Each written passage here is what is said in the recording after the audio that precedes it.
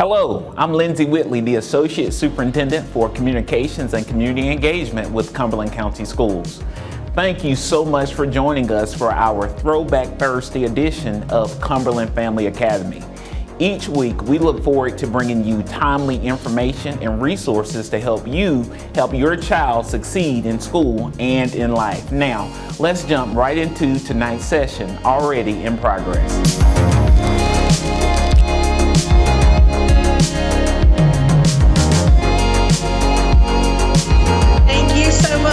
Ms. George, thank you guys for tuning in tonight to learn some tips about staying marketable. So these are our objectives. We're going to be looking at some keys to a productive job search, to a quality resume, to a successful interview, and a successful job fair. So that's what you can expect to see and hear about tonight. So this was just the blurb letting you know what you were going to be seeing tonight. So, of course, you got your workshop guidelines here, making sure that you're on mute, and any questions that you have, put them in the chat box, and we'll have a time for that at the end to answer all of those questions. So let's jump right in and let's talk about the keys to a productive job search. So there's three keys. You got to work it like it's a job. You got to remember that it's a numbers game, and you got to follow up. So let's dive in and look at each one of those individually. All right, so work it like it's a job. So when you're looking for a job, you have to really be committed and be serious about the whole process of looking for a job. It's more complicated and more time consuming than anybody ever thinks it's going to be. So it's something that you got to work on every day like it was your job. Let your job become looking for a job until you secure the job that you're interested in.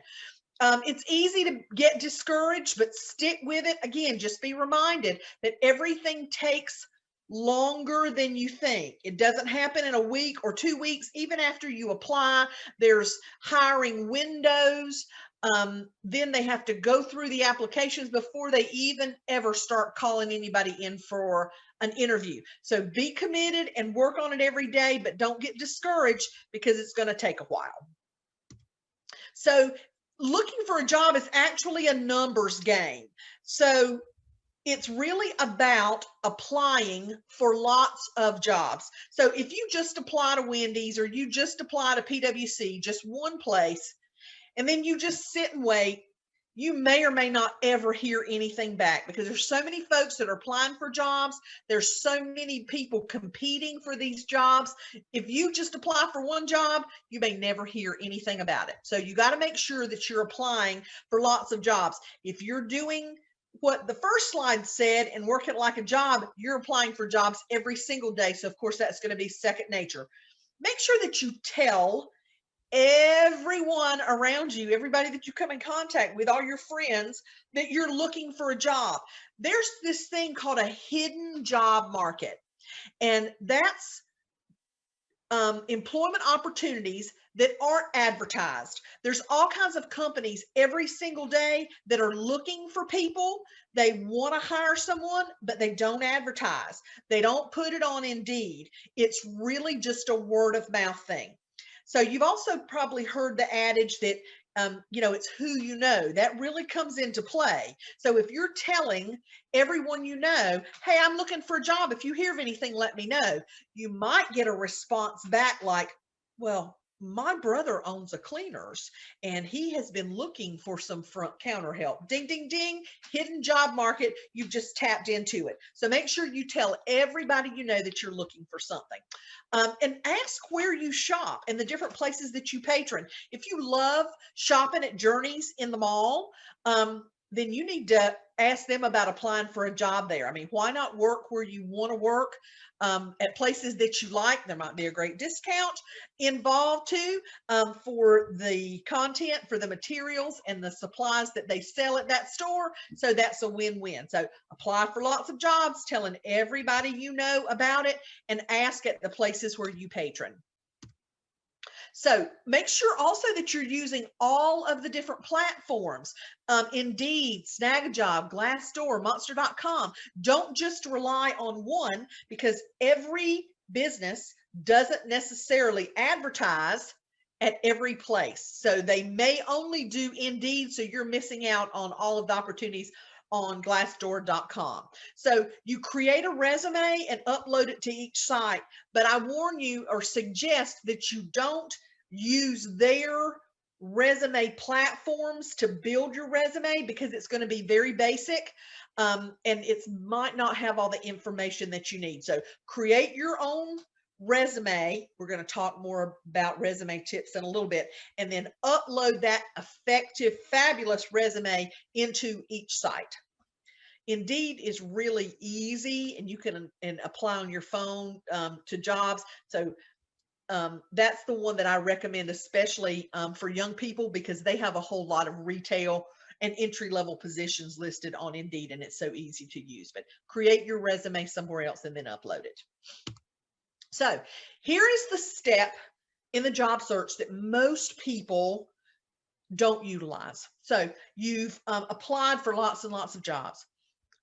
You have told everybody that you know, and then you just kind of stop and wait and sit back and wait to hear from people. But here's the key that's going to make a difference in your job search, is for you to follow up.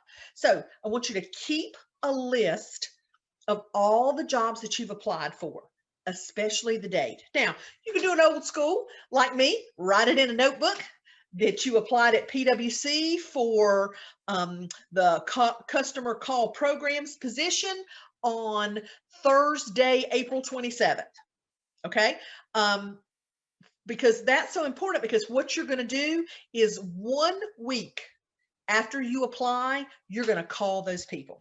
So let's say you applied at PwC, or you applied at Wendy's, or you applied at the City of Fayetteville, anywhere you applied. Okay, so you got your handy dandy notebook. Maybe you put it in an electronic spreadsheet, in an Excel spreadsheet, or maybe you just wrote the notes on your phone. Doesn't matter how you keep up with it. Just make sure you keep up with it. And then 1 week later, so I applied to PwC last Tuesday. So Tuesday next week, I'm going to call them and I'm going to say, hi, this is Noreen Brantley, and I applied for the customer call programs position last Tuesday. Here's the kicker. You say, I want to check on the status of that application. And so what you're going to hear a couple of different answers. We're still working on that. We're still processing those applications. Well, then you should say, well, I'd really like to come in for an interview to tell you why I'm the perfect person for the job. Ding, ding, ding. You ask for that interview. Okay. So they might say, thank you. I'm sorry, but we've already hired for that position. Well, you might be mad about it, but never burn any bridges. You don't know when you may have to come back to PwC. So you just say very politely, thank you very much, and you hang up. Or they might say, well, Brittany does the hiring and she's not here. So you ask, well, when would be a good time for me to call Brittany back? And what's Brittany's last name? And you ask that, and then you call back at 3 o'clock or on tomorrow when Brittany's back on her shift, and you call and ask Brittany for Brittany and check on the status of your application. Following up makes all the difference. There's a lot of places that don't hire unless, or consider you for hire until you follow up. Unfortunately, there's a whole lot of people out there who are applying for jobs, but they don't necessarily want to work. They may be applying for jobs for unemployment benefits, which is a requirement. They may be applying for jobs because their mama said that they had to apply for jobs, but they don't really want to work, but mama says they have to. So anyway, you have to set yourself apart from those people who are not serious job searchers, and following up demonstrates that. That makes the difference. I had one young lady in my office, and she had applied for a job at one of the movie theaters. I think it was Patriot the other year. And I told her, I says, come back in here in a week and let's call and follow up. So she did, and they offered her an interview right there on the spot. So calling back, checking on the status, but also remembering, if they don't offer you an interview, ask for an interview. No harm, no foul. Following up, key to this process. All right, so let's jump into the resume. So you want to make sure to create a quality resume that you've got to avoid common mistakes. You got to create an effective resume, and you got to keep up with the trends. So let's look at some of that information. So this content about avoiding mistakes comes from Career Builder. And so these are the top mistakes that people make when they create their resume. So a big problem, if you look here up at the top with me, is that people have typos. They have errors in their resume. You've got to edit it. I would even suggest you let someone else look at it. You know what you want it to say, and so sometimes you miss your own mistakes. So have someone else check for typos. Some people even lie on their resumes, and I say never, never do that. With the internet and with the way things are today, people can find out anything. So always tell the truth on your resume. So right here, unprofessional emails, 35% of people make a mistake, and they have some silly email, hotbabygirl@aol.com. And that's going to keep you from getting hired. So if you don't have a professional email, what I suggest you do is just set up a free Gmail account and just use your name, Nori Brantley 1984 at gmail.com. Super professional. And that way you just use that for your job search and you don't have a lot of other spam and junk in there. 34% of people who make mistakes on their resume fail to add quantifiable results. And what that means is they're looking for numbers. Now, a lot of folks who are applying for entry-level positions don't have a lot of those. If you were in a more professional position where you increase sales by 25%, or you had 100% attendance rate, that's what we're looking for. Quantifiable results means that there's a number attached.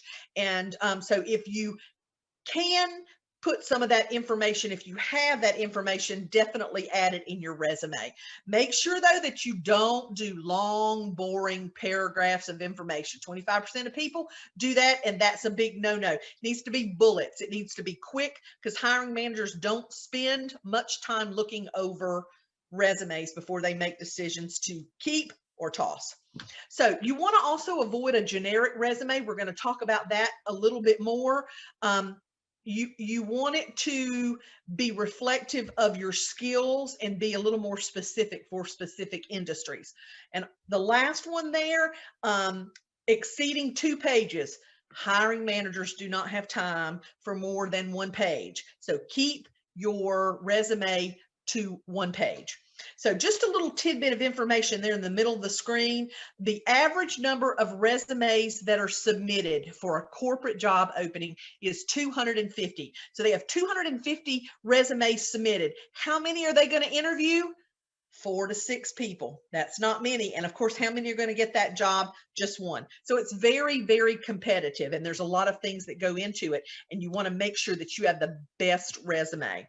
So how do we create that effective resume? Well, here's a few things that you need to do to increase the effectiveness of your resume. You want to make sure that you're starting your sentences with action verbs, okay? If you're not sure what that is, Google action verbs for resumes, and you'll see words like manage and not just that I rang up sales, or that I ran the cash register, that you managed the front desk, or the main cash register in dealing with people. You want to make sure that you send your resumes, that you submit them in the morning. I thought this was a fabulous tip that our young people don't think about it. They're making and responding to emails at 10 or 11 o'clock, and that's when you should not be sending it. You want to submit those resumes in the morning, business hours, or so that they're waiting at 8 o'clock or 9 o'clock when hiring managers get to work. 6 a.m. to 10 a.m. is when you submit. Always make sure you're sending your resumes to current job postings, 1 to 4 days old. You may see a job listing, look very closely. It's probably down at the bottom. It'll tell you how old it is or when it was posted. If it was posted 20 days ago, don't even waste your time. It's not worth it. Stay current. That's another reason to work your job search like you're looking for a job, is that you stay current and you're actively applying for jobs, lots of jobs, day to day. Make sure you include a key skills section. Hiring managers want to look at a resume and be able to tell right away if you are qualified for the position. So you want to make sure you put your skills on there, but you don't use personal pronouns. You don't say, I did this and I did that. Leave it in bullet forms and just list what you did, including strong leadership oriented words. Again, managed, created, those types of words. You don't want to say that you're a team player. That's overdone. It's washed out. They don't give it much credit anymore. As I mentioned before, if you can demonstrate results with numbers, that's ideal. And you want to make sure that you use keywords and industry jargon. What's jargon? Jargon are the terms and the words and the acronyms that are used within an industry. So if you're in the IT field, you want to talk IT. You want to talk about HTML and those different programs that you know how to use. If you're in the marketing or advertising industry, you want to use words that are associated or used within that industry. So those are a few of the common mistakes that people make and ways to create an effective resume. So let's look at a few trends here. So you want to do a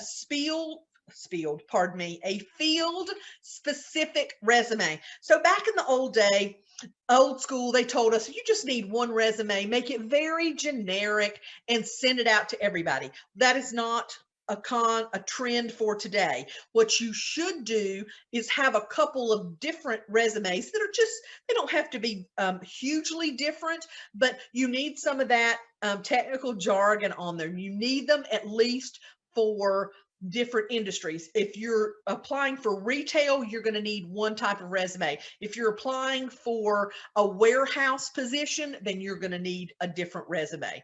And again, that helps hiring managers to see that you are qualified for the job right away. Again, keep it short. They don't have time to review a long application. They most of the time are scanning them. They're looking for your work experience. They're looking for your education, and they're looking for your skill set. Make sure those things are front and center. Make sure you're using those dynamic words. Again, Google dynamic words to use in a resume. That's going to pull up and going to show you all types of words, and you're going to pull out your plain verbs and replace them with dynamic action verbs. Also keep in mind the type of resume format that you use. So there's basically reverse chronological, functional, and combined. So reverse chronological means that you start with the most recent job that you have and work backwards. And your work history is the main meat or body of your resume. Whereas a functional resume, your skills and what you know how to do. Like if you, maybe you haven't had a lot of jobs, but you had a lot of training in the IT field, so you would list your skill set. That would be on a functional resume. Most people use a combination of both. They list their jobs, starting with the most recent and working back, but then they make sure that they list their skills. So it's a combination of functional and reverse chronological. But don't get too fancy in the design of the resume, because that can put some hiring managers off. So these are a few tips for or trends that are going on with resumes today, so you can have a great one. All right, so let's move on and let's talk about interviews. So you did a great job search. You had an effective resume, and now you have a resume. Yay, yay, the system's working. So You got to make sure you know what to wear, what to say, and what to do. Let's find out what those things are. So, everybody always says, does it really matter what you wear? Yes, yes, and yes. Okay. Like it or not, everybody is judged on how they look. Everybody, like I said, we don't like to admit it, but everybody is. And here's a cliche for you. You never get a second chance to make a first impression. And what does that mean? Is that means there's only one time that people see you for the first time. You don't get a redo over that. So for an interview, you need to make sure that you are looking sharp. You're going to feel confident if you are in the right outfit. Others are going to think that you're professional. Ooh, look at her. Look how professional she looks. If you look professional, you are going to be perceived as professional if you are dressed that way. Just like if you show up to a resume and you're not looking sharp, and you got on some jeans and you don't have on a button-up shirt, people are going to think that you're ill prepared and that you are not professional, even though you might be. The outfit can make or break you. So yes, yes, yes, it certainly matters what you wear. Let's talk a little bit more about that specifically. So here's some great pictures of what you should wear to a resume, pardon me, to a job interview. So you'll see a couple of different levels here. If you're going for a corporate job, you definitely want to dress like the two folks in the middle, the guy and the girl here. If you're a guy and you're going for an interview in a corporate position, you need to have on a jacket, you need to have on a tie, you need to be dressed for success like that, like our lady there in the middle with her blue jacket. Most of the time you say, oh no loud colors, but that works. It's still very conservative. Take note of the length of her skirt. It's below her knees. That's key. You don't want to have to worry about your skirt riding up. And when you sit down, you want to make sure that your skirt covers your knees so you're completely professional. Look at their hair. Everybody in this picture, everybody's well groomed. There's no hair in the face. Even if you like to wear a side swoop, like the young lady in pants in the gray jacket on my left. I mean, her hair is great. Sometimes young people especially like the style of it swooped a little deeper and part of one eye covered. Not for your interview. You want to make sure that that is not the case. Everybody has on some sort of jacket. That's really a key to your outfit looking a little bit more polished. Even a cardigan, ladies, makes a difference and can take a pair of pants, just not jeans. Don't be wearing jeans for a resume. I mean, for an interview. I keep saying that.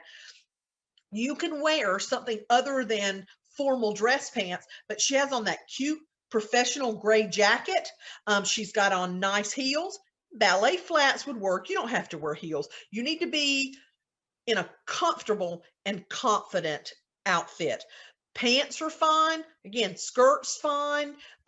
Make sure that you're avoiding loud colors. You know, you need to think navy, black, khaki, brown. Neutral colors are always best. Now, if you are going for an interview at a fast food restaurant, guys and girls, a pair of non-jeans, a pair of pants, and a polo, or ladies, a blouse and a cardigan is absolutely fine. Guys, you can roll in there in your khaki pants and have on a polo tucked in, and that's absolutely fine. You don't want to be severely overdressed. If you're going for a job interview, guys, at a Jiffy Lube, you don't want to show up in a suit because they're not going to take you seriously. So you wear your khakis, you wear a polo style shirt and tuck it in, and you're good to go. Now, a few things. You need to make sure that you don't wear any cologne. A lot of people don't think about this because they think, well, I'm getting all dressed up and I'm looking professional. I want to smell good. Well, you don't. You don't know if the person who's interviewing you has allergies or has asthma, or just they might not like the smell of your cologne. So do not wear any cologne or any perfume. Just be clean. Just have a clean smell, no perfume. If you look in this picture, the jewelry that everybody has on is very understated, and that needs to be the key. Earrings are fine, just small earrings are fine. A necklace is fine, just a conservative necklace. Make sure your hair's out of your face, which I already mentioned. And we have to talk about facial piercings. So the problem with leaving your piercings in is that you never know who is going to be interviewing you. So if you have a nose ring and you interview with a younger person, then they're probably going to be okay with your nose ring. But if you're interviewing with a 60-year-old man, he is probably going to be very turned off and think negatively about that nose ring. It also depends on the industry. Some companies, or like the hospital, you can't have pink hair and a nose ring. They just don't allow that. So do some research in your industry, but you're always safer to either take it out just for the day for the interview, or if you have to leave something in there, make it as the tiniest little thing you can. If you're going for a job as a receptionist in a tattoo parlor, of course, if you've got a nose ring, that's probably okay, but just use your smaller one for that day. So that gives you an idea of what to wear for your interview. All right, so now let's go into the tricky part. You look great, you're professional, but now you got all of these questions. An interview is all about questions, and you need the right answers to have a successful interview. So let's look at some of those. These are a couple of questions that are asked at most job interviews, or some version of these questions. They almost always say, tell me about yourself. Okay, they only want to know job related stuff. Okay, don't tell them that you like to hang out. Don't tell them you like to chill. Don't tell them you like to party. That's not what they want to know. They're not interested that you like to play basketball unless you are the captain of your school's basketball team, and that demonstrates leadership.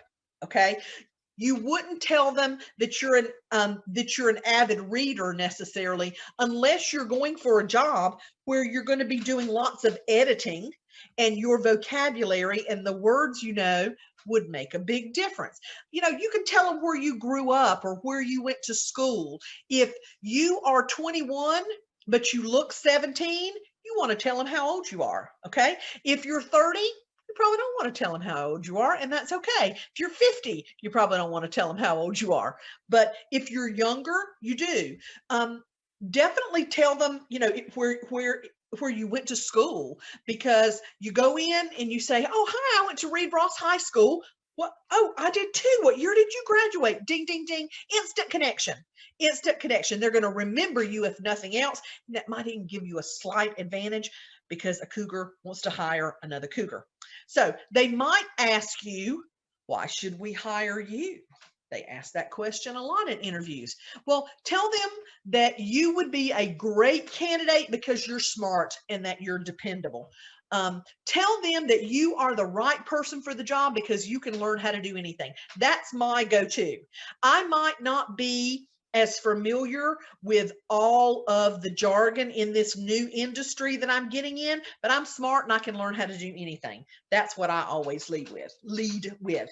So they might ask you, why do you want to work here? And that's a question that you need to do your research ahead of time. Okay, so before you apply for a job at PwC, you need to do a little research about PwC. Now, what you're looking for is just something about their mission or their core values that appeal to you. So maybe the environment is very important to you, and so you see all of the green initiatives that that company has, and so you would say, oh, I want to work here because I am all about environmental issues, and I love it that you have 7 green initiatives. Ding, ding, ding. They're going to love that. You need to just pick out a few things from their company website. Nothing about pay or vacation. You don't ever talk about that kind of stuff, but things you like about, like I said, their core values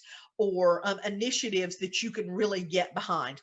It's really just about planning and knowing what to say. Always focus on the positive and only talk about what is good about you. You don't ever talk about negative things. You can tell them that you're organized or that you're punctual, that you're good at math, that you're a hard worker, that you pay attention to detail. You always finish your assignments, you're dependable, and you work well with people. All those are great examples of what to say when they say, tell me about yourself, or why we should hire you, or why do you want to work here?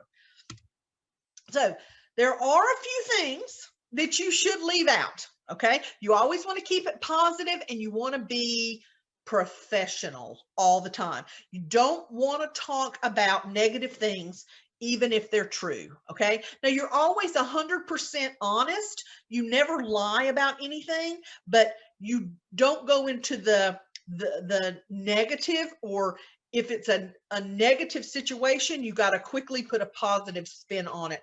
You know, we don't want to hear slang, especially if you're an older person interviewing. You don't want to hear, nah, yeah, huh, no prob. You don't want to hear that kind of slang. So when you're interviewing, you need to use your best grammar. You need to enunciate and do your very best to speak professionally. You know, you never say anything negative about a previous employer. So even if your former boss was crazy,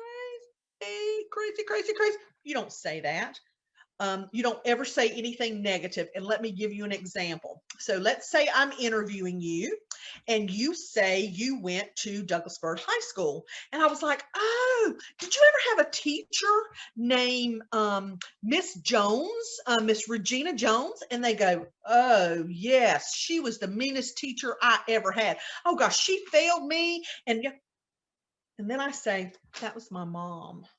So what do you think are your chances of getting that job now that you badmouth the interviewer's mom?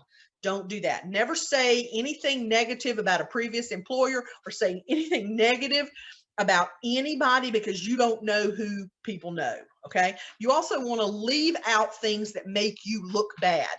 Focus on the positive. So here are a few examples that people have used in interviews that you never say. These are the don't do's, like what not to wear. All right. So never say that you are OCD. First off, that is a clinical diagnosis. If you really are OCD, that's private and you aren't telling anybody that. Okay. Never say, oh, I don't really like people. Okay, well, why am I going to hire you in this customer service position if you don't like people? You've knocked yourself out of the running. Don't tell interviewers that you're leaving as soon as possible to go into the military, or, hey, as soon as my dad can hire me with his company, I'm leaving. They're not going to hire you. They don't, first off, you don't know exactly the date when you're leaving, so don't tell them the date. Okay. They're not going to hire you if they think that you're going to be leaving short term. Okay. Don't tell anybody that you take medicine. Again, that's private. That's confidential stuff. That's none of the employer's business. Keep that to yourself. People can give off a bad vibe and somebody judge you and make a negative assumption about you based on some medication you take. Don't tell them. It's none of their business. Please do not tell them that you get mad really easy and that you could just go off at any time. Again, I don't want to hire that person that I'm worried is going to go off on my customers. Okay. Don't tell them that you hated your last job. Even if you did, don't tell them that you hated your last job. So it is very important to keep it positive and keep it professional when you're talking in an interview. All right. So let's move on to the career fair success. So a lot of companies and different agencies are having career fairs, and there's a few things that you can do that'll really set you apart. And so you need to practice your introduction or your elevator speech. You need to remember the little details because they're very important, and make sure that you are polite and respectful to everyone all the time. So let's talk about that a little bit.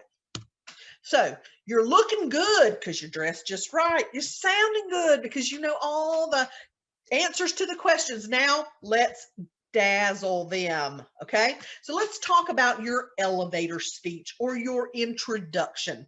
So when you're at a career fair, that's basically what you're doing the whole time. You're introducing yourself to one company after another. Okay, so the best thing to do is to write it up and practice it. So this one that I wrote here on your screen, this is of course more of a high school or a recent high school graduate. So it would be like this. Hi, I'm Noreen Brantley.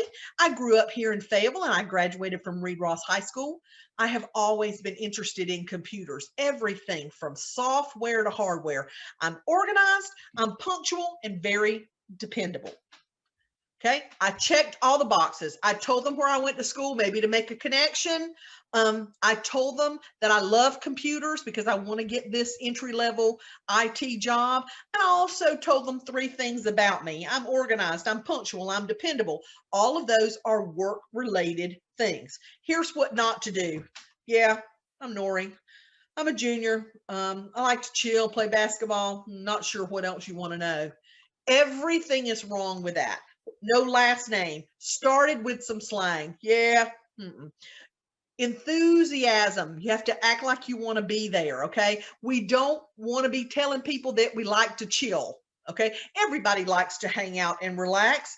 That's not work related. So we don't want to talk about that. So what if you play basketball? Again, unless you were the team captain of the basketball team. So not sure what you want to know? You need to have yourself together.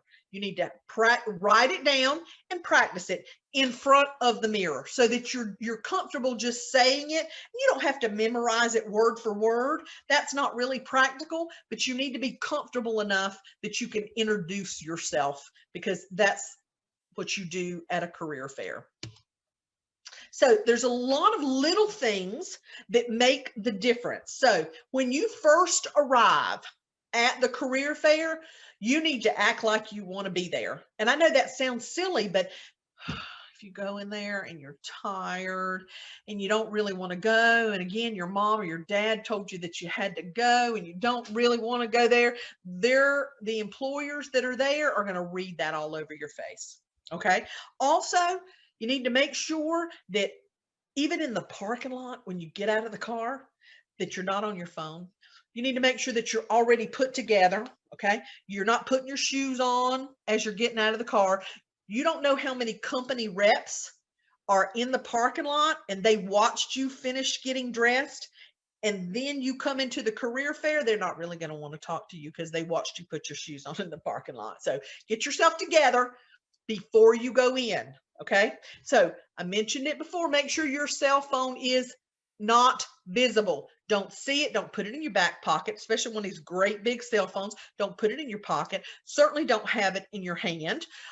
If you carry a purse in, put it in your purse, put it on silent so that it's not visible and you can't hear it whatsoever. Now, if they say take down our number, or you need to pull up something on your phone, then you can certainly pull it out of your purse if needed, okay? Or pull it out of your suit jacket. But it's better, and if you don't have it with you, that's what I would say, leave it in the car. If you drove yourself, leave it in the car because you're not going to get in trouble that way. You also need to make sure that you are smiling and that you are making contact with everyone. Now, some of my young people say, Miss Brantley, that's kind of creepy. No, it's not. It's pleasant. And you're not going, okay, I saw them. Okay, I looked at them. That's not what I mean. It means you glance over and you smile and then you move on to the next person. Okay, that's smile and making contact with everyone. So at the career fair, a lot of times you're standing around waiting. You're waiting your turn to talk with the hiring manager, okay? So while you're waiting in line, you need to make sure that you're paying attention to what's going on around you. So that's another reason to have your phones put away. Phones at a job fair are very distracting and they keep your focus away from the actual job search. So you're standing there, but you need to be looking around if you're standing in line and paying attention, because there might have been an extra rep at the end of the table and they are motioning for you to come on and talk to them. Whereas if you're just standing there kind of going, not paying attention, you're going to miss them saying, come down here, I want to talk to you.